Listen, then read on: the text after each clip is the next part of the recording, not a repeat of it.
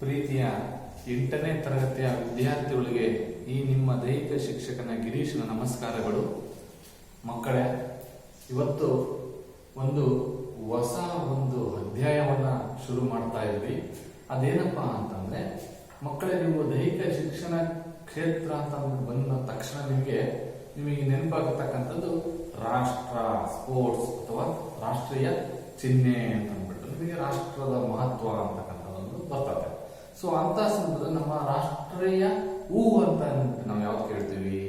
ಕಮಲ. ಹಾಗೆ ರಾಷ್ಟ್ರೀಯ ಪ್ರಾಣಿ ಹುಲಿ. ಹಾಗೆ ರಾಷ್ಟ್ರೀಯ ಚಿಹ್ನೆ ಲಾಂಛನ 4 ಮುಖದ ಸಿಂಹ ಹೊಂದಿರತಕ್ಕಂಥ ಒಂದು ರಾಷ್ಟ್ರ ಲಾಂಛನ. ಹಾಗೆ ರಾಷ್ಟ್ರ ಗೀತೆ ಜನಗಣ. ಹೌದಾ? ಸೊ ಹೀಗೆ ರಾಷ್ಟ್ರೀಯ ಕ್ರೀಡೆ ಅಂತ ಅಂದ್ಬಿಟ್ಟು ನಾವು ಯಾವ್ದು ಕರಿತೀವಿ? ಹಾಕಿ.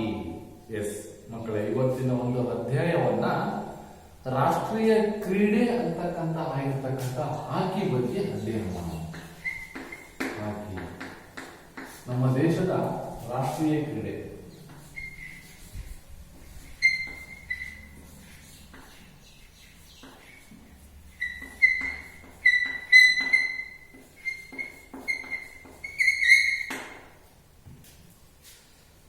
ಮಕ್ಕಳೇ, ಈ ಒಂದು ನಮ್ಮ ದೇಶದ ರಾಷ್ಟ್ರೀಯ ಕ್ರೀಡೆ ಆಗಿರತಕ್ಕಂತ ಹಾಕಿ ಒಂದು ಇತಿಹಾಸ, ಹಾಕಿ ಆಟದಲ್ಲಿ ಬರ್ತಕ್ಕಂತಹ ಮುಖ್ಯ ಪ್ರಮುಖ ಆಟಗಾರರು, ಆಟದ ಬೆಳವಣಿಗೆ, ಮತ್ತೆ ಈ ಒಂದು ಭಾರತ ಹಾಕಿ ಆಟದ ಇತಿಹಾಸ, ಒಲಿಂಪಿಕ್ಸ್ಗೆ ಯಾವ ಸೇರ್ಪಡೆ ಆಯಿತು, ನಂತರ ಈ ಒಂದು ಅಂಕಣ ಹಾಗೂ ಅಳತೆ ಮತ್ತು ಉಪಕರಣಗಳು, ಹಾಕಿ ಆಟದಲ್ಲಿ ಬರ್ತಕ್ಕಂಥ ನೀತಿ ನಿಬಂಧನೆಗಳನ್ನ ಈ ಒಂದು ಅಧ್ಯಾಯದಲ್ಲಿ ತಿಳ್ಕೊಂತೀವಿ ಮಕ್ಕಳು.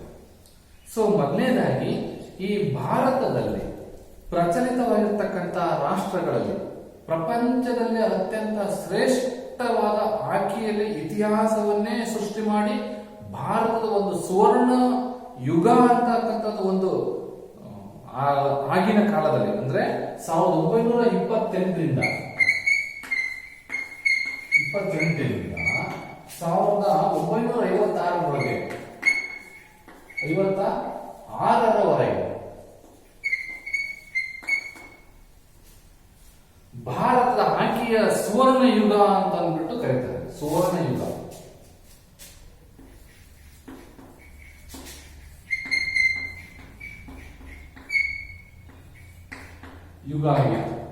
ಹಿಂಗೆ ಸತತವಾಗಿ 6 ಒಲಿಂಪಿಕ್ಸ್ ನಲ್ಲಿ ಬಂಗಾರದ ಪದಕವನ್ನು ಗಳಿಸಿದಂತ ಒಂದು ಕ್ರೀಡೆ ನಮ್ಮ ದೇಶದ ರಾಷ್ಟ್ರೀಯ ಕ್ರೀಡೆ ಮಕ್ಕಳೇ.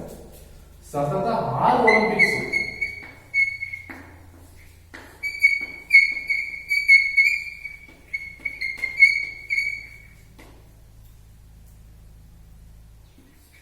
ಬಂಗಾರ ಪದಕ.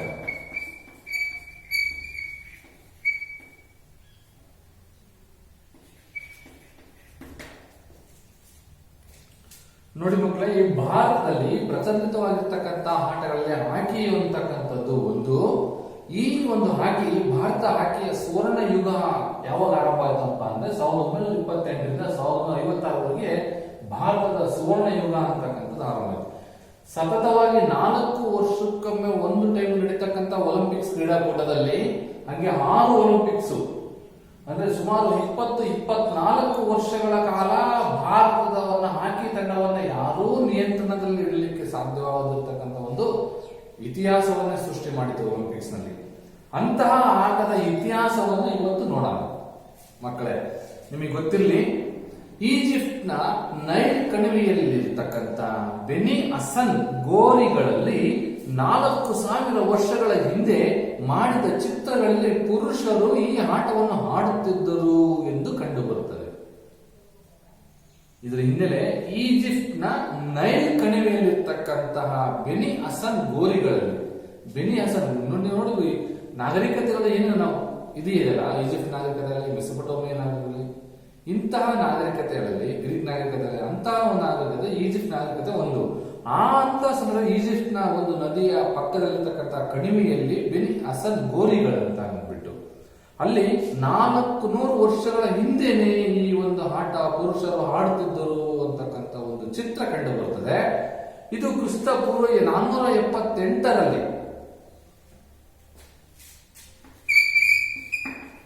ಕ್ರಿಸ್ತಪೂರ್ವ 478ರಲ್ಲಿ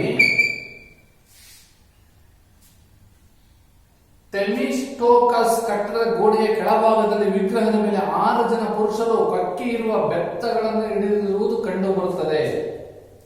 ಯಾವುದು? ಥೆಮಿಸ್ಕೋಲ್ ಅಂತಕ್ಕಂಥದ್ದು.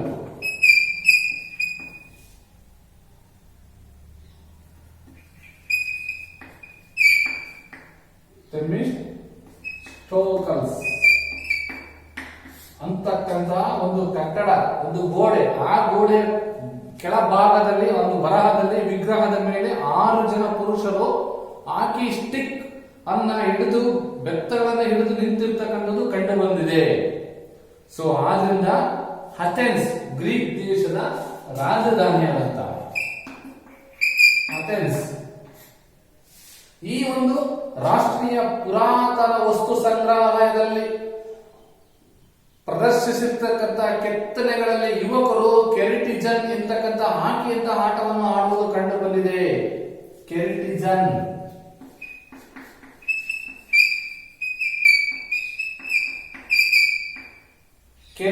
ಎಂತಕ್ಕಂಥ ಹಾಕಿಯನ್ನು ಆಡುವುದನ್ನು ಕಂಡು ಬಂದಿದೆ. ಹಾಕಿ ಎಂತಕ್ಕಂಥದ್ದು ಮೊದಲನೇದಾಗಿ ನೋಡೋದಾದ್ರೆ ಹಾಕಿ ಎಂತಕ್ಕಂಥ ಪದ ಫ್ರೆಂಚ್ ಭಾಷೆಯಿಂದ ಬಂದಿದೆ. ಹಾಕಿ ಎಂತಕ್ಕಂಥ ಪದವು ಫ್ರೆಂಚ್ ಭಾಷೆಯ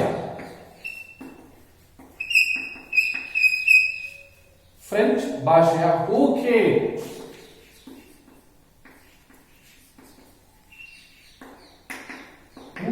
ಅಂತಕ್ಕಂಥ ಒಂದು ಪದದಿಂದ ಬಂದಿದೆ.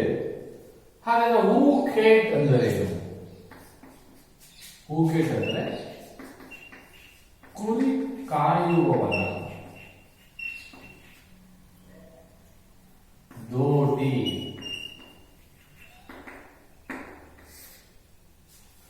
ಹಾಕಿ ಅಂತಕ್ಕಂಥ ಪದದು ಫ್ರೆಂಚ್ ಭಾಷೆಯ ಹೂಕೇಟ್ ಅಂತಕ್ಕಂಥ ಪದದಿಂದ ಬಂದಿದೆ ಮಕ್ಕಳೇ.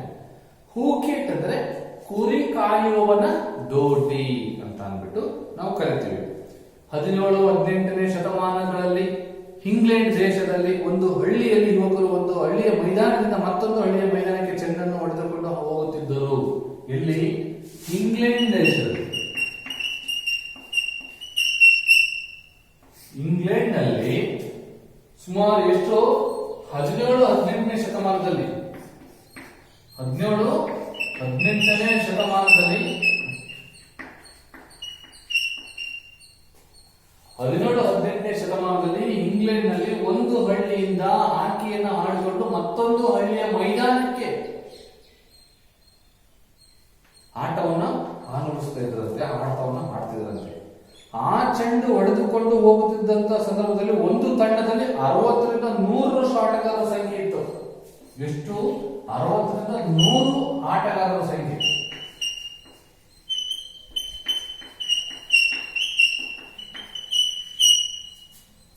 ಹೀಗೆ ಈ ಪಂದ್ಯಗಳು ಆಡ್ತಾ ಸಂದರ್ಭದಲ್ಲಿ ಏನು ಇಂಗ್ಲೆಂಡ್ ನಲ್ಲಿ 17-18ನೇ ಶತಮಾನದಲ್ಲಿ ಒಂದು ಹಳ್ಳಿಯಿಂದ ಮತ್ತೊಂದು ಹಳ್ಳಿಯ ಮೈದಾನಕ್ಕೆ ಚೆಂಡನ್ನು ಆಡ್ತಕ್ಕಂತ ಹೋಗ್ತಕ್ಕಂಥ ಸಂದರ್ಭದಲ್ಲಿ ಒಂದು ತಂಡದಲ್ಲಿ 60 ಜನ ಇದ್ರೆ ಇನ್ನೊಂದು ತಂಡದಲ್ಲಿ 60 ಜನ, ಒಂದು ತಂಡದಲ್ಲಿ 100 ಜನ ಇದ್ರೆ ಹಿಂಗೆ ಒಂದೊಂದು ತಂಡದಲ್ಲಿ 100 ಜನ, ಹಿಂಗೆ 60-100 ಜನ ಆಟಗಾರರ ಸಂಖ್ಯೆ ಆಡ್ತಕ್ಕಂಥ ಸಂದರ್ಭದಲ್ಲಿ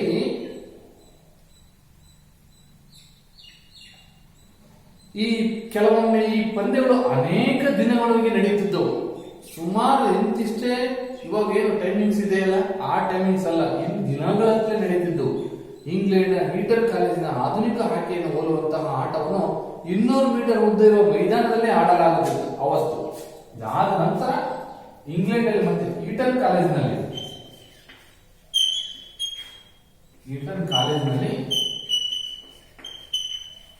ಎಷ್ಟು 200 ಮೀಟರ್ ಇರ್ತಕ್ಕಂತಹ ಮೈದಾನ ಫೀಲ್ಡ್ ನಲ್ಲಿ ಆಟವನ್ನ ಆಡಲಿಕ್ಕೆ ಪ್ರಾರಂಭ ಮಾಡಿದ್ರು. ನಂತರ ಇದು 1886ರಲ್ಲಿ ಟೆಡಿಂಗ್ಟನ್ ಕ್ರಿಕೆಟ್ ಸಂಘ ನೇತೃತ್ವದಲ್ಲಿ ಬ್ರಿಟಿಷ್ ಹಾಕಿ ಸಂಘ ಅಂತಕ್ಕಂಥದ್ದು ಪ್ರಾರಂಭವಾಯಿತು. ಇದು ನಂತರ ಎಷ್ಟರಲ್ಲಿ 1886ರಲ್ಲಿ ಟೆಡಿಂಗ್ಟನ್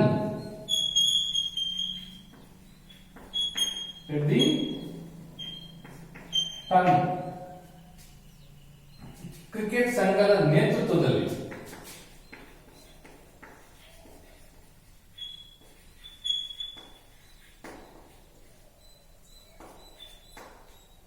ಅವರ ನೇತೃತ್ವದಲ್ಲಿ ಯಾವುದು ಸಂಘ ಓಪನ್ ಆಯಿತು? ಬ್ರಿಟಿಷ್ ಹಾಕಿ ಸಂಘ ಅಂತಕ್ಕಂಥದ್ದು ಓಪನ್ ಆಯ್ತು. ಎಷ್ಟರಲ್ಲಿ? 1886ರಲ್ಲಿ ಟೆಡಿಂಗ್ಟನ್ ಅಂತಕ್ಕಂಥ ಒಂದು ಕ್ರಿಕೆಟ್ ಹಾಕಿ ಸಂಘ ಅಂತಕ್ಕಂಥದ್ದು ಆರಂಭ ಆಯಿತು ಮಕ್ಕಳೇ. ಸೊ ಇದು ರಚಿಸಿದ್ರಲ್ಲ, ಇದು ಇಂಗ್ಲಿಷರು, ಐರಿಷರು ಮತ್ತೆ ವೇಲ್ಸ್ ದೇಶವರು ಸೇರಿ ಅಂತಾರಾಷ್ಟ್ರೀಯ ನಿಯಮಗಳ ಸಮಿತಿಯನ್ನು ರಚಿಸಿದರು. ಬ್ರಿಟಿಷ್, ಇಂಗ್ಲಿಷು,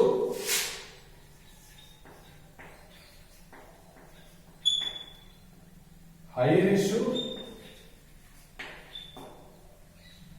ಮತ್ತು ವೇಲ್ಸ್ ಈ ಮೂರು ದೇಶದವರು ಸೇರ್ಕೊಂಡು ಏನ್ ಮಾಡಿರಪ್ಪ ಅಂತಂದ್ರೆ ಒಂದು ಅಂತಾರಾಷ್ಟ್ರೀಯ ರೂಲ್ಸ್ ಒಂದು ರಚನೆ ಮಾಡುವ ಒಂದು ಸಮಿತಿಯನ್ನ ರಚಿಸಿದ್ರು. ಅದು 1908ರಲ್ಲಿ ಲಂಡನ್ ಒಲಿಂಪಿಕ್ಸ್ ಮೊದಲ ಬಾರಿಗೆ ಪುರುಷರ ಹಾಕಿ ಪಂದ್ಯವನ್ನ ಸೇರ್ಪಡಲಾಗಿದೆ. 1908ರಲ್ಲಿ ನಡೆದಂತಹ ಒಲಿಂಪಿಕ್ಸ್, ಲಂಡನ್ ಒಲಿಂಪಿಕ್ಸ್, ಲಂಡನ್ ನಲ್ಲಿ ಒಲಿಂಪಿಕ್ಸ್ ಅಂತಕ್ಕಂಥದ್ದು ನಡೆಯಿತು. ಈ ಒಂದು 1908ರಲ್ಲಿ ಲಂಡನ್ ನಲ್ಲಿ ನಡೆದಂತಹ ಒಂದು ಒಲಿಂಪಿಕ್ಸ್ ನಲ್ಲಿ ಪುರುಷರ ಹಾಕಿ ತಂಡ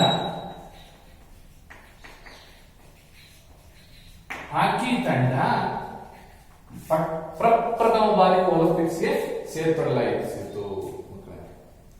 ಸೊ ಹೀಗೆ ಭಾರತದಲ್ಲಿ ಸಮೇತ ಬ್ರಿಟಿಷರ ಆಳ್ವಿಕೆಯ ಸಮಯದಲ್ಲಿ ಅವತ್ತು 1908ರಲ್ಲಿ ಯಾರ ಒಂದು ನೇತೃತ್ವದಲ್ಲಿತ್ತು ನಮ್ಮ ದೇಶ?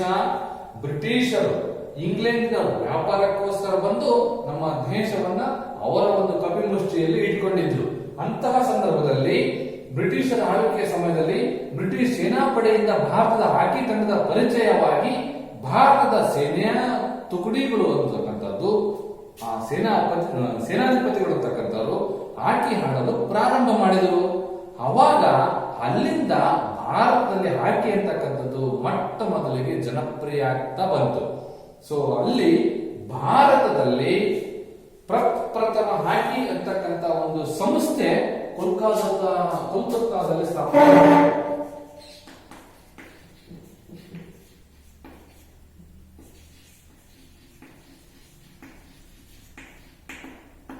ಕೋಲ್ಕತ್ತಾ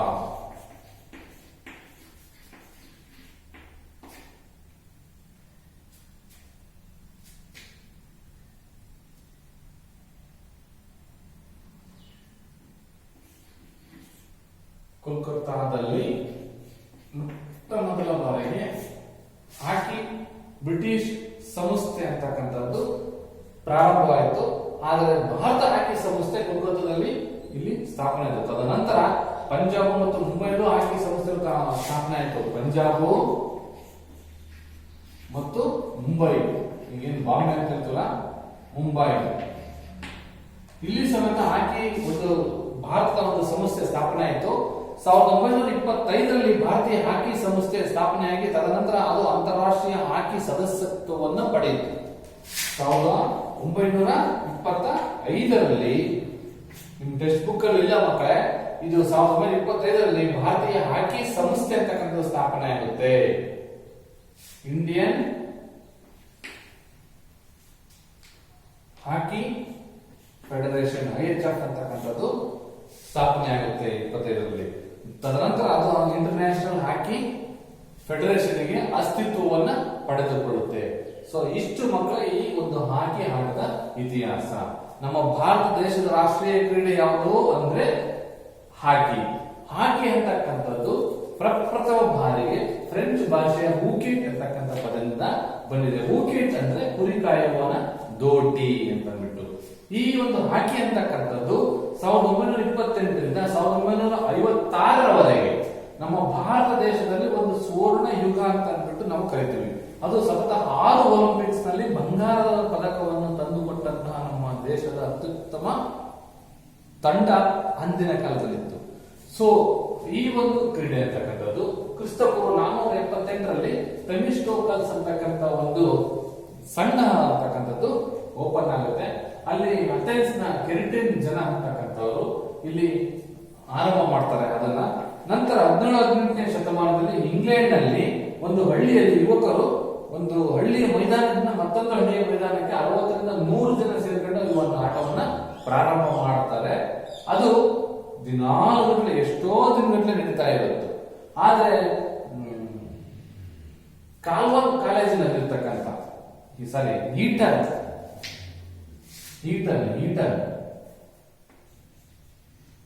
ಈಟನ್ ಕಾಲೇಜಿನಲ್ಲಿರ್ತಕ್ಕಂಥ 200 ಮೀಟರ್ ಮೈದಾನದಲ್ಲಿ 1908ರಲ್ಲಿ ಇದು ನಡೀತದೆ. ಅಲ್ಲಿ ಮೈದಾನದಲ್ಲಿ ಆಡ್ತಾ ಇರ್ತಕ್ಕಂಥ ಸಂದರ್ಭದಲ್ಲಿ 1986ರಲ್ಲಿ ಇದೊಂದು ಟೆಡಿಂಗ್ಟನ್ ಅಂತಕ್ಕಂಥ ಒಂದು ಕ್ರಿಕೆಟ್ ಸಂಸ್ಥೆ ಅಂತಕ್ಕಂಥದ್ದು ಬ್ರಿಟಿಷ್ ಹಾಕಿ ಸಂಘವನ್ನ ರಚಿಸುತ್ತೆ. ಆ ಹಾಕಿ ಸಂಘದವರು ಬ್ರಿಟಿಷರು ಒಬ್ಬರೇ ಅಲ್ಲ, ವೇರಿಸ್ ಮತ್ತು ಐರಿಷ್, ವೇಲ್ಸ್, ಇಂಗ್ಲಿಷ್ನವರು ಸೇರಿ ಇದನ್ನ ರಚನೆ ಮಾಡ್ತಾರೆ. ನಂತರ 1908ರಲ್ಲಿ ಲಂಡನ್ ಒಲಿಂಪಿಕ್ಸ್ ನಲ್ಲಿ ಪುರುಷರಿಗಾಗಿ ಹಾಕಿ ತಂಡ ಅಂತ ಮೊಟ್ಟ ಮೊದಲು ಸೇರ್ಪಡೆಯಾಗುತ್ತೆ ಮಕ್ಕಳೇ. ಸೊ ಇದು ರಾಷ್ಟ್ರ ಭಾರತದಲ್ಲಿ ಹೆಂಗ್ ಬಂತು ಅನ್ನೋದಕ್ಕೆ. ಹಾಗೆ ಆ ಭಾರತ ಹಾಕಿ ಸಂಸ್ಥೆ ಅಂತಕ್ಕಂಥದ್ದು ಕೋಲ್ಕತ್ತಾ, ಪಂಜಾಬ್, ಮುಂಬೈನಲ್ಲೂ ಸಮೇತ ಇದು ಆರಂಭ ಆಗುವ ಸಂಸ್ಥೆ. ಪ್ರಪ್ರಥಮವಾಗಿ ಕೋಲ್ಕತ್ತಾದಲ್ಲಿ ಸಂಸ್ಥೆನ ಸ್ಥಾಪಿಸುತ್ತೆ. ಆ ನಂತರ ಪಂಜಾಬ್ ಮತ್ತು ಮುಂಬೈಲಿ ಆರಂಭ ಮಾಡುತ್ತೆ. ಆದ್ರೆ IHF ಅಂತಕ್ಕಂಥದ್ದು 1920ರಲ್ಲಿ ಇಂಡಿಯನ್ ಹಾಕಿ ಫೆಡರೇಷನ್ ಅಂತ ಅಂದ್ಬಿಟ್ಟು 1925ರಲ್ಲಿ ಇದು ಪ್ರಚಲಿತವಾಗಿ ಈ ಒಂದು ಸಂಸ್ಥೆ ಸ್ಥಾಪನೆ ಆಗುತ್ತೆ ಅಂತ ಅಂದ್ಬಿಟ್ಟು ಇದು ಈ ಒಂದು ಆಟದ ಇತಿಹಾಸ ಮಕ್ಕಳೇ. ಸೊ ಇದು ಇತಿಹಾಸದಾದ್ರೆ ಇದು ಅಂಕಣದ ಒಂದು ಪರಿಚಯ.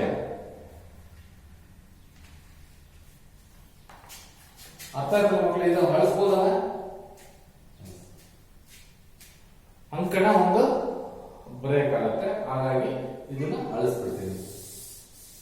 ಈ ಅಂಕಣವು ಸಮೇತ ಒಂದೊಂದು ಅಂಕಣದಲ್ಲೂ ಸಮೇತ ಇದನ್ನ ಆಡಲಾಗುತ್ತದೆ ಮಕ್ಕಳೇ. ಈ ಅಂಕಣದಲ್ಲಿ ಸುಮಾರು 3 ರೀತಿಯ ಅಂಕಣವನ್ನು ನಾವು ಕಾಣಬಹುದು.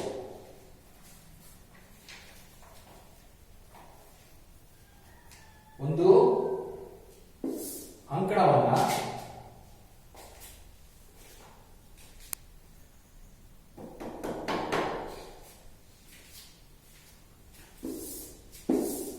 ಮೂರು ರೀತಿಯ ಅಂಕಣವನ್ನು ನಾವು ಕಾಣ್ತೀವಿ ಮಕ್ಕಳೇ. ಒಂದು ಹುಲ್ಲಿನಲ್ಲಿರ್ತಕ್ಕಂಥ ಒಂದು ಗ್ರಾಸ್ ಅಂಕಣ ಅಂತ ಹೇಳ್ತೀವಿ. ಹಾಗೆ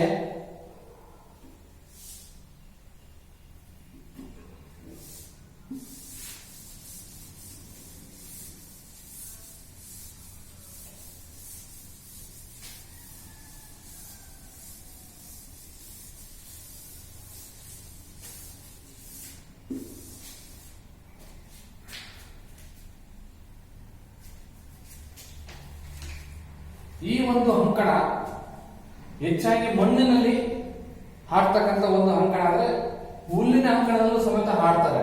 ರಾಷ್ಟ್ರೀಯ ಮತ್ತು ಅಂತಾರಾಷ್ಟ್ರೀಯ ಮಟ್ಟದಲ್ಲಿ ಹಾಕಿ ಪಂದ್ಯಗಳನ್ನ ಆಟೋಟರ್ಫ್ ಅಂತಕ್ಕಂಥ ಒಂದು ಅಂಕಣವನ್ನು ನೋಡ್ತೀವಿ.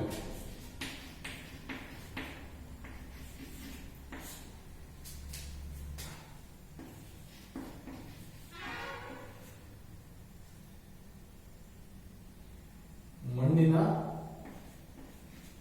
ಅಂಕಣ, ನಂತರ ಹುಲ್ಲಿನ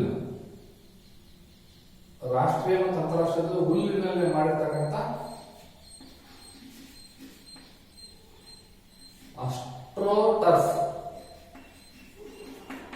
ಅಂತಕ್ಕಂಥ ಒಂದು, ಮತ್ತು ಪಾಲಿಗ್ರಾಸ್ ಗ್ರಾಸ್ ಅಥವಾ ಪಾಲಿಗ್ರಾಸ್.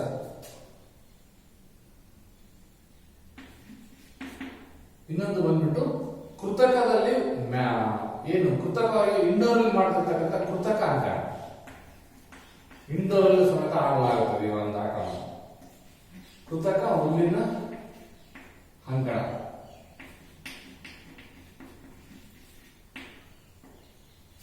ಇದು ನಿಮಗೆ ನೆನಪಿರಲಿ ಮಕ್ಕಳು, ಆ ಮಣ್ಣಿನಲ್ಲಿ ಇರ್ತಕ್ಕಂಥದ್ದು ಅಸ್ಟ್ರೋಟರ್ಫ್ ಅಥವಾ ಪಾಲಿಗ್ರಾಸ್ ಅಂಕಣ ಮತ್ತು ಕೃತಕವಾಗಿ ಮಾಡ್ತಿರ್ತಕ್ಕಂಥ ಒಂದು ಅಂಕಣ. ಈಗ ಅಲ್ಲಿಗೆ ಅಂದ್ರೆ ಇಂಡೋರ್ ಅಲ್ಲಿ ಅಲ್ಲಿಗೆಲ್ಲೂ ಸಮೇತ ಅಂಕಣವನ್ನ ಮಾಡಲಾಗುತ್ತದೆ. ಸೊ ಈ ರೀತಿಯ ವಿವಿಧ ರೀತಿಯ ಅಂಕಣಗಳನ್ನು ನಾವು ಕಾಣಬಹುದು. ಈ ಹಾಕಿ ಆಟದ ಪ್ರಸಿದ್ಧ ಕ್ರೀಡಾಂಗಣ ಹೆಸರುಗಳನ್ನು ನಿಮ್ಮ ಒಂದು ವಾಟ್ಸ್ಆಪ್ ಗ್ರೂಪ್ ಅಲ್ಲಿ ನಾನು ನಿಮಗೆ ಕಳಿಸಿರ್ತೀನಿ ಮಕ್ಕಳೇ. ನೀವು ನೋಡಿರ್ಬೋದು ಸುಮಾರು ಅಂಕಣಗಳು ನಮ್ಮ ದೇಶದಲ್ಲಿ ಇದೆ. ನೆಹರು ಒಂದು ಸ್ಟೇಡಿಯಂ, ದೆಹಲಿ, ಹೈದರಾಬಾದ್, ಹೀಗೆ ಬಾಂಬೆ, ಒಂದೊಂದು ಹಾಕಿ ಅಂಕಣಗಳು ಒಂದೊಂದು ಇದಾವೆ ಮಕ್ಕಳೇ. ಸೊ ಅದು ಉದ್ದ ಮತ್ತು ಅಗಲದ ಅಳತೆಯನ್ನು ನೋಡೋದಂತೆ.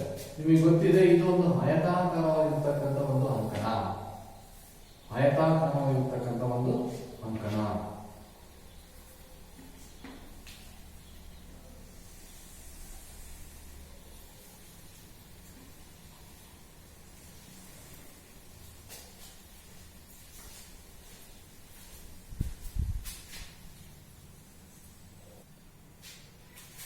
ಮಕ್ಕಳೇ, ಈ ಒಂದು ಹಾಕಿ ಅಂಕಣ ಅಂತಕ್ಕಂಥದ್ದು ಆಯತಾಕಾರವಾಗಿರ್ತದೆ. ಇಲ್ಲಿ ನೋಡ್ರಿ, ಹಾಕಿ ಅಂಕಣ ಉದ್ದ 91.40 ಇಂಟು 55 ಮೀಟರ್. ಅಂದ್ರೆ ಇದ್ರ ಉದ್ದ 91.40 ಮೀಟರ್ ಉದ್ದ ಇದೆ. ಸೊ ನಾವು ಗಜದಲ್ಲಿ ಅಂದ್ರೆ ಹ್ಯಾಟ್ಸ್ ಅಲ್ಲಿ 100 ಹ್ಯಾಟ್ಸ್ ಅಂತ ಹೇಳ್ತೀವಿ. ಹಾಗೆ ಉಳಿತು 55 ಮೀಟರ್ ಇದೆ. ಸೊ ಇದು 4 ಬಾಕ್ಸ್ ನಿಮಗೆ ಕಾಣ್ತಾ ಇದೆ ನೋಡಿ ಇಲ್ಲಿ. ಇದು ಡಿ ಏರಿಯಾ ಇಲ್ಲ, ಇದು D area data line 16 metre ಇರ್ತದೆ. ಇಲ್ಲಿಂದ ಸೆಂಟರ್ ಪಾಯಿಂಟ್ ಇಂದ ಇಲ್ಲಿಗೆ 16 ಮೀಟರ್ ನಾನು ತೋರಿಸಿ ನೋಡಿ. 16 ಇರ್ತದೆ, 16 ಹ್ಯಾಟ್ಸ್ ಅಂತ ಹೇಳ್ತೀನಿ. ಸೊ ನಂತರ ಇದು 25 ಹ್ಯಾಟ್ಸ್, ಇದು 50 ಹ್ಯಾಟ್ಸ್. ಆ ಕಡೆಯಿಂದ ಬಂದ್ರೆ ಇದು 25 ಹ್ಯಾಟ್ಸ್, 15 ಹ್ಯಾಟ್ಸ್, 75, 100 ಹ್ಯಾಟ್ಸ್. ಸೊ ಈ ತರ ಒಂದು ಅಂಕಣದಲ್ಲಿ ಹಾಕಿ ಅಂತಕ್ಕಂಥದ್ದು ಇಲ್ಲಿ ಮಧ್ಯಗೆರೆಯಿಂದ ಈ ಕಡೆ ಒಂದು ಕೋರ್ಟ್ ಇದೆ, ಈ ಕಡೆ ಒಂದು ಕೋರ್ಟ್ ಇದೆ. ಮೇನ್ ಗೋಲ್ ಉದ್ದೇಶ ಈ ಕೋರ್ಟ್ ನವರು ಆ ಕೋರ್ಟ್ ಒಳಗೆ ಗೋಲ್ ಪೋಸ್ಟ್ ಒಳಗೆ ಗೋಲ್ ಪೋಸ್ಟ್ 2 ಗೋಲ್ ಪೋಸ್ಟ್ ಇದೆ. ಒಂದು ಗೋಲ್ ಪೋಸ್ಟ್ 7 ಅಡಿ ಹೈಟ್ ಇದೆ, 4 ಹ್ಯಾಂಡ್ಸ್ ಬಿಡ್ತಿರ್ತದೆ. ಸೊ ಇದು ಅಷ್ಟೇ ಇರ್ತದೆ. ಸೊ ಇದು ನೋಡಿ ಮಕ್ಕಳೇ, ಇದು 11 ಜನ ಆಟಗಾರರು ಇರ್ತಕ್ಕಂಥದ್ದು ಒಂದು ಕ್ರೀಡೆ. 11 ಜನ ಪೊಸಿಷನ್ ನಿಮಗೆ ಗೊತ್ತಿದೆ. 11 ಜನ ಹೆಂಗಿದೆ, ಒಬ್ಬ ಗೋಲ್ ಕೀಪರ್ ಇರ್ತಾನೆ, ಜಿಕೆ ಗೋಲ್ ಕೀಪರ್. ಸೊ ಈ ಒಂದು ಪೊಸಿಷನ್ ಹೆಂಗಿದೆಯಪ್ಪ ಅಂತಂದ್ರೆ, ಫಾರ್ವರ್ಡ್ ಪ್ಲೇಯರ್ 5 ಜನ ಇರ್ಬೋದು, 3 ಜನ ಇರ್ಬೋದು, 2 ಇರ್ಬೋದು, ಯಾವ ರೀತಿ ಬೇಕಾದ್ರೂ ಮಾಡ್ಕೋಬಹುದು. ಫಾರ್ವರ್ಡ್ ಪ್ಲೇಯರ್ 2 ಇರ್ಬೋದು, ಮಿಡ್ಲ್ ಪ್ಲೇಯರ್ ಜಾಸ್ತಿ ಇರ್ಬೋದು, ಯಾವ ರೀತಿ ಬೇಕಾದ್ರೂ ಮಾಡ್ಕೋಬಹುದು. ಹೆಂಗೆ? ಸೊ ಎಕ್ಸಾಂಪಲ್ ಇಲ್ಲಿ ಜಿಕೆ ಏನಪ್ಪಾ ಅಂತಂದ್ರೆ, ಇನ್ನು 10 ಜನ ಪ್ಲೇಯರ್. ಫಸ್ಟ್ ಫಾರ್ವರ್ಡ್ ಪ್ಲೇಯರ್ 5 ಜನ ಇದ್ದಾರೆ. ಇಲ್ಲದೆ ಈ ಒಂದು ಸ್ಕಿಲ್ ಅಂದ್ರೆ ಈ ಒಂದು ಮೆಥಡ್ ಅಲ್ಲಿ ಇದೆ ಮಕ್ಕಳೇ. ಸೊ ಮಿಡ್ಲ್ ಪ್ಲೇಯರ್ ಬಂದ್ಬಿಟ್ಟು 2 ಆಗಿರ್ಬೋದು, 3 ಜನ ಆಗಿರ್ಬೋದು, ಈ ತರ ಮಾಡಬಹುದು. ಸೊ 3 ಜನ ಇದ್ರೆ middle player, 2 bank zone player ಇರ್ತಾರೆ. ಬ್ಯಾಂಕ್ ಝೋನ್ ಪ್ಲೇಯರ್ ಈ ತರ ಪೊಸಿಷನ್. ಅಥವಾ 2 ಫಾರ್ವರ್ಡ್ ಪ್ಲೇಯರ್ ಇದ್ದು 5 ಜನ ಮಿಡ್ಲ್ ಪ್ಲೇಯರ್ ಇರಬಹುದು, 3 ಜನ ಬ್ಯಾಕ್ ಝೋನ್ ಪ್ಲೇಯರ್, 3 ಜನ.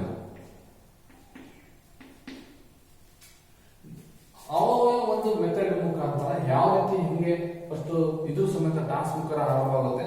ಇದ್ರ ಬಗ್ಗೆ ಒಂದು ಸ್ವಲ್ಪ ಅಂಕಣ ಮತ್ತು ಇದ್ರ ಮೆಥಡ್ ಯಾವ ಉಪಕರಣದ ಬಗ್ಗೆ ಸ್ವಲ್ಪ ತಿಳ್ಕೊಂಡು ಮೊದಲನೇದಾಗಿ ಹಾಕಿ ಅಂಕಣವು 91.40 ಮೀಟರ್ ಇಂದ 55 ಮೀಟರ್ ಇರ್ತಕ್ಕಂಥ ಒಂದು ಆಯತಾಕಾರದ ಅಂಕಣವಾಗಿದೆ. ಇದು 2 ದಿಕ್ಕಿನಲ್ಲಿ ಒಂದೊಂದು ಗೋಲ್ ಪೋಸ್ಟ್ ಅನ್ನು ಇರುತ್ತದೆ. ಇದರ ಮುಂಭಾಗದಲ್ಲಿ ಅರ್ಧ ವೃತ್ತಾಕಾರದ ಗೋಲ್ ಹೊಡಿತಕ್ಕಂಥ ಡಿ ಕ್ಷೇತ್ರವೂ ಸಮೇತ ವೃತ್ತಾಕಾಂಡವಾಗಿರುತ್ತದೆ. ಇದು ಗೋಲ್ ಹೊಡಿತಕ್ಕಂಥ ಕ್ಷೇತ್ರ ಮಕ್ಕಳೇ. ಇದು ಸ್ಟ್ರೈಕ್ ಸರ್ಕಲ್ ಇದೆ, ಸ್ಟ್ರೈಕ್ ಅಥವಾ ಇದು ಏನು ಡಾಟರ್ ಸರ್ಕಲ್ ಅಂತ ಹೇಳ್ತೀವಲ್ಲ ಅದು. ಇದು ಪ್ರತಿಯೊಂದು ಗೋಲ್ ಅನ್ನು ಹೊಡೆಯತಕ್ಕಂತ ಮಧ್ಯದಿಂದ ಅಂದ್ರೆ 7 ಗಜ 6. ಇಲ್ಲಿದೆ ನೋಡಿ 6.40 ಮೀಟರ್. ಇಲ್ಲಿ 7 ಗಜ ಮುಂದೆ ಪೆನಾಲ್ಟಿ ಚುಕ್ಕಿಯನ್ನು ಸಮೇತ ಗುರುತಿಸುತ್ತದೆ. ಇದು ಪೆನಾಲ್ಟಿ ಲೈನ್. ಇಲ್ಲಿ ಅಷ್ಟೇ ಪೆನಾಲ್ಟಿ ಲೈನ್. ಸೆಂಟ್ರಲ್ ಇಂದ ಇಲ್ಲಿಗೆ ಎಷ್ಟಿರ್ತದಪ್ಪ ಅಂತಂದ್ರೆ ಪೆನಾಲ್ಟಿ 7 ಹ್ಯಾಂಡ್ಸ್ ಅಂತ ಅಂದ್ಬಿಟ್ಟು ನಾವು ಕರಿತೀವಿ. ಸೊ ಇದು ಅಂಕಣದ ಗೊತ್ತಾಯ್ತು ಎಷ್ಟು ಗಜದಲ್ಲಿ 100 yards, ಹಿಂಗೆ ಗಜದಲ್ಲಿ 60 ವಿಡ್ತ್ ಗಜ ಅಂದ್ರೆ 60 yards, ಮೀಟರ್ ಅಲ್ಲಾದ್ರೆ 91.40, 55 ಮೀಟರ್ ವಿಡ್ತ್ ಅಲ್ಲಿ ಇರ್ತದೆ. ಸೊ ಇದು ಸೆಂಟ್ರಲ್ ಲೈನ್, ಮಧ್ಯ ಗೆರೆ ಅಂತ ಅಂದ್ಬಿಟ್ಟು ಕರಿತೀವಿ. ಇದು 25, ಈ ಕಡೆನೂ 25, ಈ ಕಡೆಗೆ ಹ್ಯಾಟ್ಸ್. ಇಲ್ಲಿ ಮೇನ್ ಬೇಕಾಗಿರ್ತಕ್ಕಂಥದ್ದು ಆಟದ ಸಲಕರಣೆಗಳು. ಆಟದ ಸಲಕರಣೆಯಲ್ಲಿ ನಂಬರ್ 1 ಫಸ್ಟ್ ಸ್ಟಿಕ್ ನೋಡೋಣ. ಹಾಕಿ ಸ್ಟಿಕ್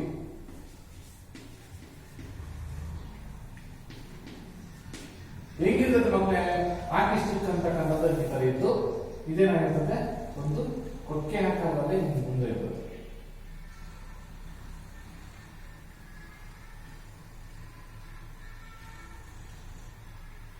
ಇದೇನಿದೆ ಇಲ್ಲಿ ಇಡೀ ಬಂದಿರುತ್ತೆ.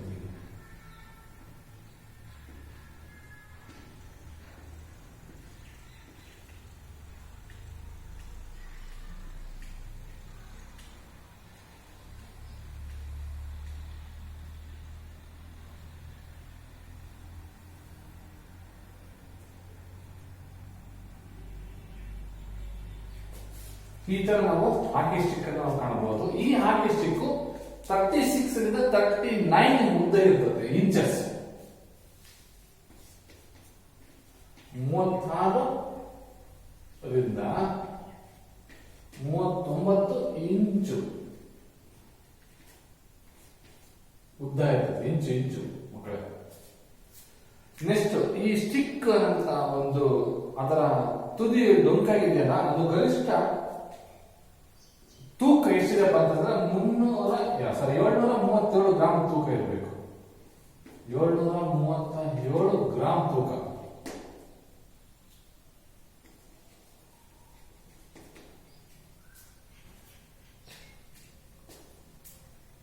ಸೊ ಇದು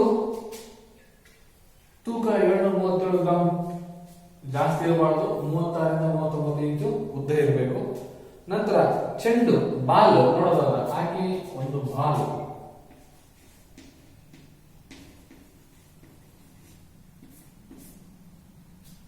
ಈ ಬಾಲ್ ತೂಕ 163 ಗ್ರಾಮ್ ಇಂದ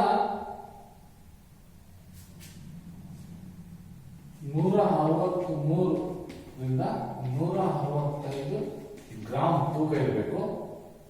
ಮತ್ತೆ 22 ರಿಂದ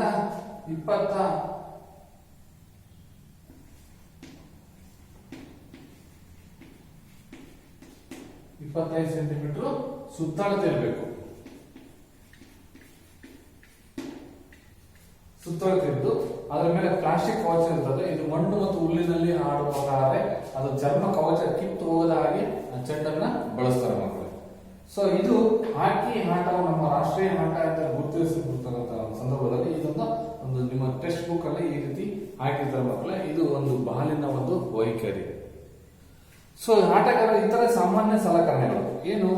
ಆಟಗಾರನು ತನ್ನ ಹಲ್ಲು ಮತ್ತು ಒಸಡನ್ನು ರಕ್ಷಿಸಲು ಮೌತ್ ಗಾರ್ಡ್ ಅನ್ನು ಉಪಯೋಗಿಸ್ತಾನೆ. ಯಾರು? ಗೋಲ್ ಕೀಪರ್. ಪ್ಲೇಯರ್ ಸಮೇತ ಹಾಕಬಹುದು. ಮೊಣಕಾಲಿನ ಕೆಳಗೆ ಭಾಗವನ್ನು ಬಾಲನ್ನು ಬೀಳದ ರಕ್ಷಿಸಲು shin guard, mouth guard, shin guard, ಬೆರಳು ರಕ್ಷಿಸಲು ಮೆತ್ತಗಿರ್ತಕ್ಕಂಥ ಕೈ ಕವಚವನ್ನು ಧರಿಸುತ್ತಾರೆ. ಶಾರ್ಟ್ ಕಾರ್ನರ್ ಮತ್ತು ಪೆನಾಲ್ಟಿ ಕಾರ್ನರ್ ಮತ್ತೆ ಶಾರ್ಟ್ ಕಾರ್ನರ್ ಇಲ್ಲಿ 4 ಮೂಲಲ್ಲೂ ಸಮೇತ ಪೆನಾಲ್ಟಿಯನ್ನ ಕೊಡಲಾಗುತ್ತದೆ. ಹಾಗೆ ಶಾರ್ಟ್ ಕಾರ್ನರ್ ಸಮೇತ ಅಷ್ಟೇ. ಸೊ ಅಂತ ಸಂದರ್ಭದಲ್ಲಿ ಪೆನಾಲ್ಟಿ ಸ್ಟ್ರೋಕ್ ಮತ್ತು ಪೆನಾಲ್ಟಿ ಕಾರ್ನರ್ ಸಮಯದಲ್ಲಿ ತನ್ನ ಮುಖ ರಕ್ಷಿಸಲು ಮುಖವಾಡವನ್ನು ಸಮೇತ ಕೂಡ ಇಲ್ಲಿ ಧರಿಸ್ತಾರೆ.